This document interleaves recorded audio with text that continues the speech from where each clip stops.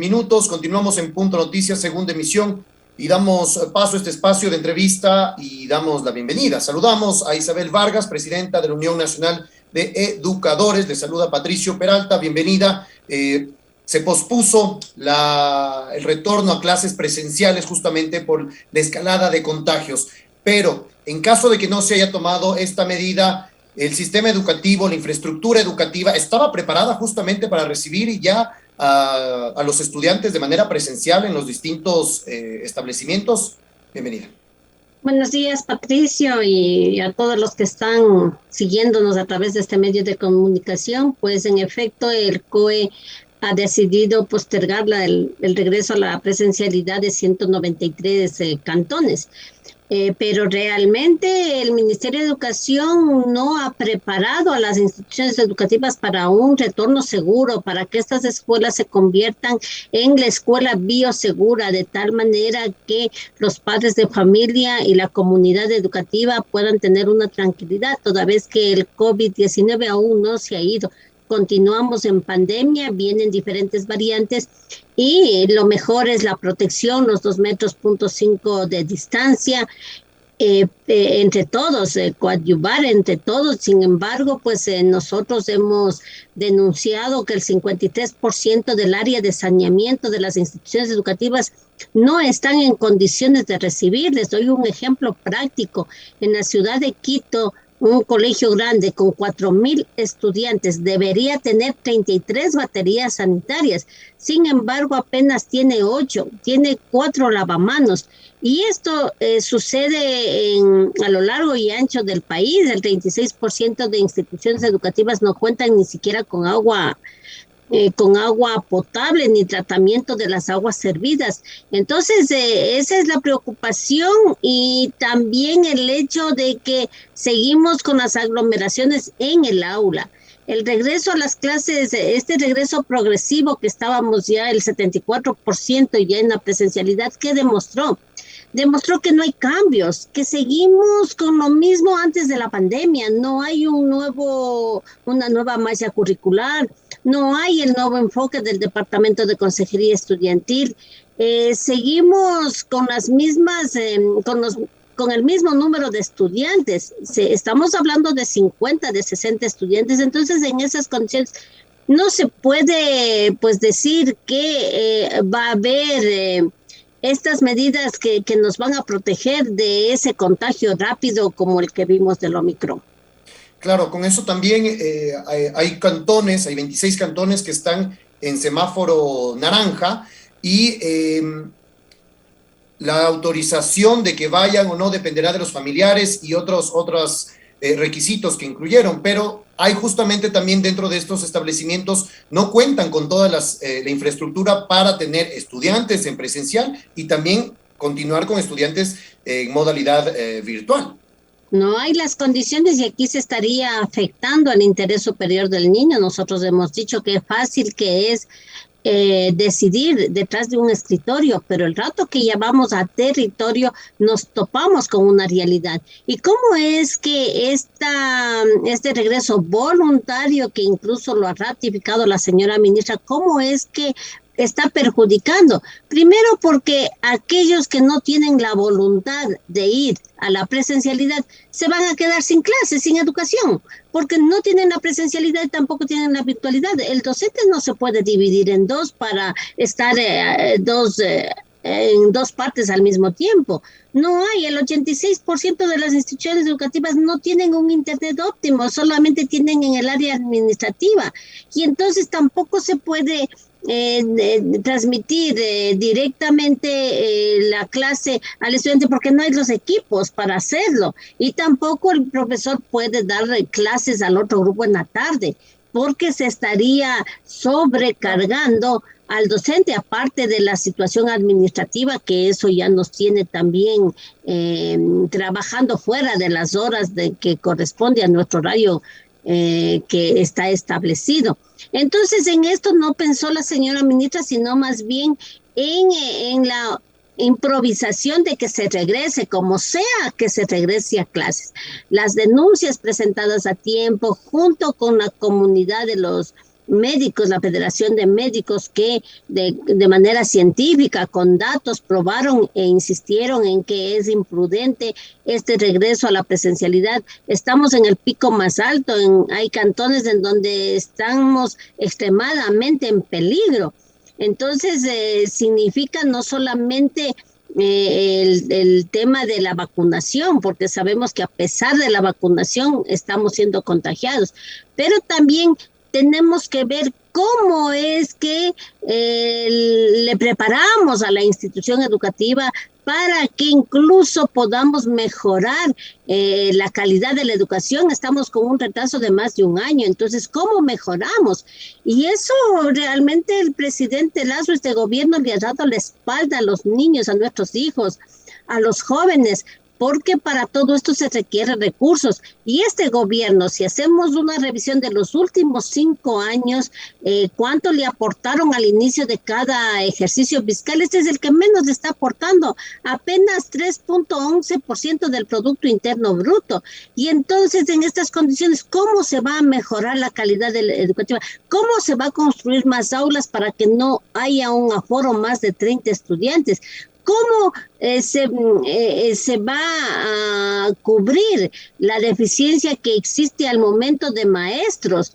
¿Cuál es la deficiencia de maestros que existe al momento? Según un estudio de la UNAEM, de la Universidad de Educación, hacen falta en el sistema educativo para cumplir con los protocolos de bioseguridad del número, hacen falta 70,000 maestros en el sistema educativo. Y ese estudio está en la página justamente de la Universidad de la Educación. Y al momento hay algo muy grave y que denunciamos públicamente, que hay 12,300 maestros que se jubilaron. Esas partidas están financiadas, pero ese dinero desde el año 2018, 2019, 2020, 2021, en 4 años fiscales, ¿a dónde se está yendo? ¿A dónde se va ese dinero? Le preguntamos al señor ministro de Finanzas. Ese dinero no está yendo a educación porque no han sido reemplazados esos docentes.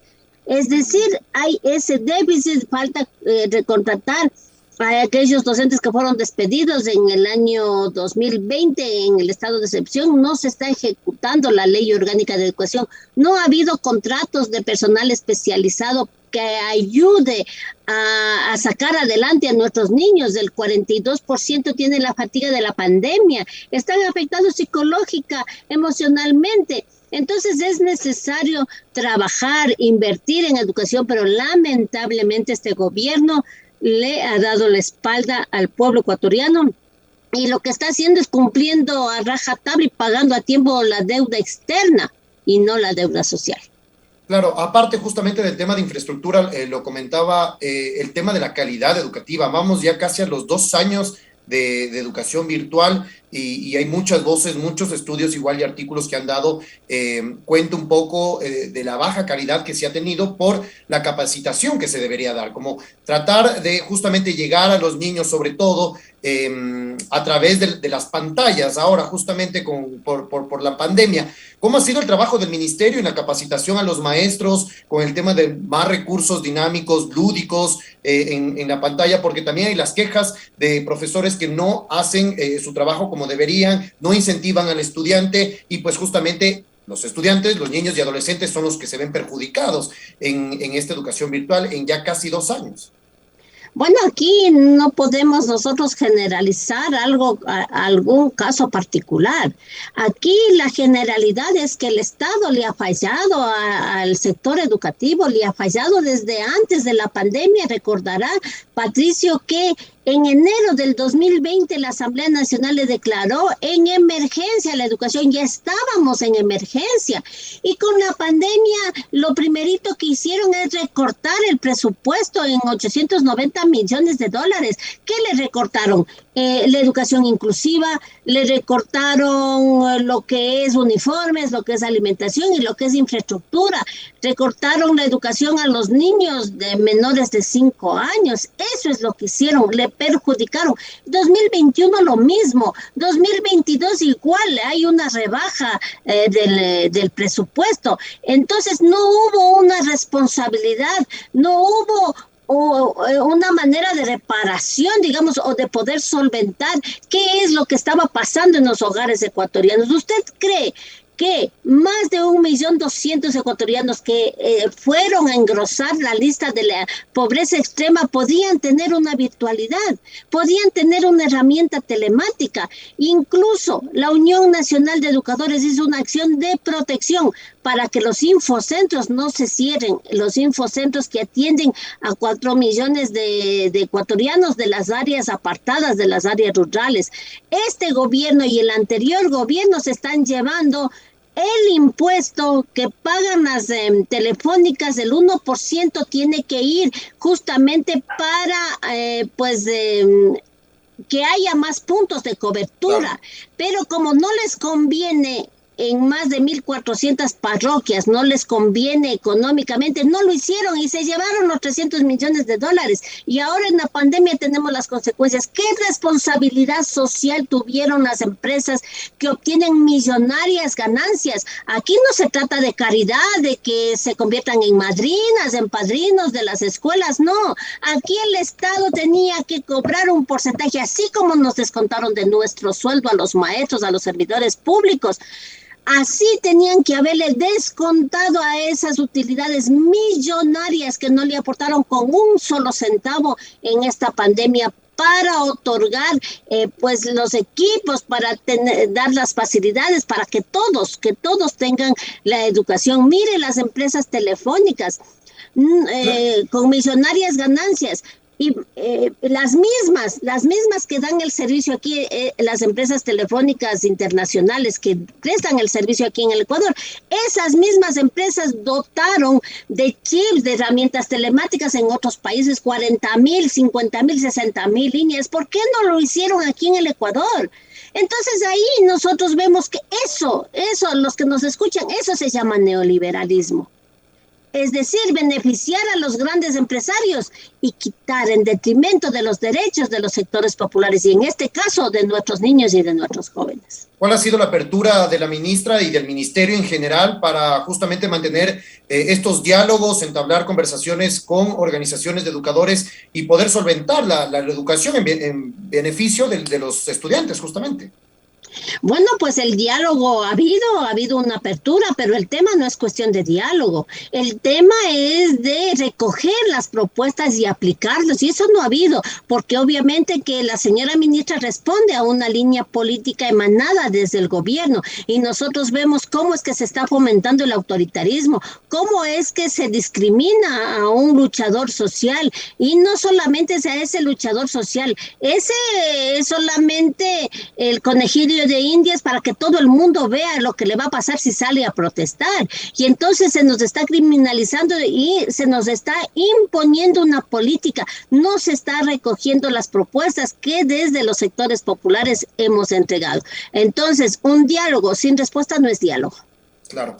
¿Cuál es el escenario? ¿Cuáles serán las acciones? Hay una movilización que se ha anunciado para los próximos días igual desde otras organizaciones de trabajadores, otros gremios, desde la Unión Nacional de Educadores también participarán de esta movilización. ¿Qué otras medidas pueden tomar? Bueno, pues el Frente Unitario de Trabajadores, el Frente Popular, que parte de estos frentes está la Unión Nacional de Educadores. Nosotros defendemos el trabajo, nosotros defendemos la educación, defendemos la salud, y en esto está intrínseco la defensa de la vida. Y somos coherentes con el pueblo ecuatoriano. Sabemos que estamos extremadamente en peligro. Los 193 cantones en amarillo, los 23 y 2 que están con menor peligro, y ante eso nosotros somos responsables con nuestros compañeros, somos responsables con el pueblo ecuatoriano. Es por eso que hemos suspendido en esta semana, pero sin embargo esa fecha se va a postergar el momento en que la curva se aplane y empiece a bajar, porque es necesario la movilización, es necesario la protesta social, pero sobre todo es necesario preservar la vida de nuestros compañeros del pueblo, porque ¿quiénes somos los más afectados? Es el pueblo que no tiene ni para hacerse una prueba PCR que le toca hacer para toda la familia y que en el Estado, en la salud pública no hay ni medicinas por el momento. Entonces sí es grave la situación y por eso, pues frente a estas medidas neoliberales que han agravado más la escueta economía de los trabajadores del pueblo, nosotros les anunciaremos las próximas actividades, los próximos eventos. El día de mañana estaremos en las redes sociales indicando nuestra inconformidad, nuestra protesta y nuestra propuesta. Perfecto. Muchísimas gracias, Isabel Vargas, presidenta de la UNE.